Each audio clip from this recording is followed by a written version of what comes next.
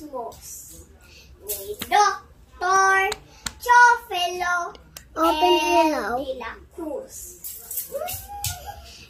Kasi bata walang kamuwang-muwang, nagtanim sa liwip, pili na mag-awal, maging bihasa sa pagbasa, pagsulat, at sa muwang gulang, matuto na agad.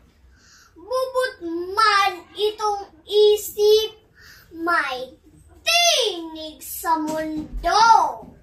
Walang pinapanigan na sino mang tao.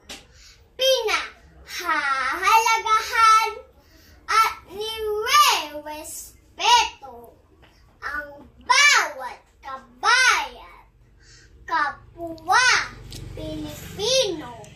Habang kami musmos, hubogin ang lubos na maging mabutit, umayos kumilos.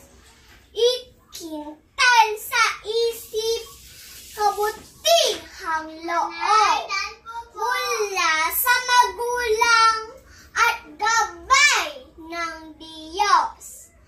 Ipagmalaki natin itong ating bayan. Mayroong katawungan, bukas sa katwiran.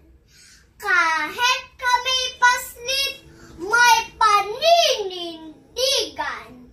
Muling ibabangon ang perlas ng silangan.